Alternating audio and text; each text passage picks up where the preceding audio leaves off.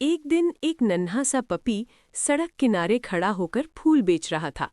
उसके हाथ में रंग बिरंगे फूल थे और आंखों में उम्मीद। तभी एक आदमी अपनी कार से वहां आकर रुका। पपी ने विनम्रता से कहा, साहब, फूल ले लीजिए, सिर्फ 50 रुपए के हैं।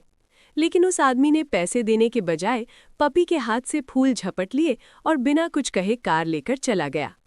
पपी बहुत दुखी हो गया और फूट फूट कर रोने लगा।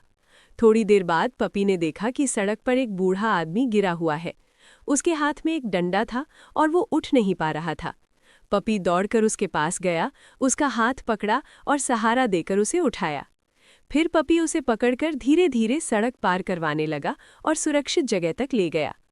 बूढ़े आदमी ने प्यार से पपी के सिर पर हाथ फेरा और कहा, बेटा, अब मुझे भी तुम्हारे लिए कुछ करना चाहिए। इतना कहकर उसने अपनी जेब से एक नक्शा निकाला और पपी को खजाने तक पहुंचने का रास्ता समझाने लगा। पपी ने वो नक्शा लिया और अपनी मंजिल की तलाश में निकल पड़ा। नक्शा देखते देखते पपी जंगल पहुंचा।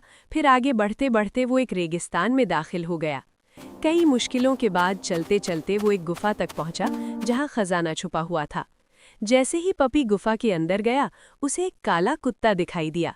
पपी डर गया और भागने लगा। भागते भागते वो एक कोने में जाकर छुप गया। कुछ देर बाद वो काला कुत्ता वहां से चला गया। तभी पपी की नज़र एक बड़े से बक्से पर पड़ी। पपी बहुत खुश हो गया। जब उसने बक्सा खोला तो उसमें सोने से भरे हुए सिक्के थे। पपी ने उस बक्से को अपने सिर पर रखा, हाथ में नक्शा लिया और बाहर निकलने का रास्ता ढूंढने लगा। आखिरकार वो सुरक्षित अपने घर पहुंच गया। अब पपी अमीर हो चुका था।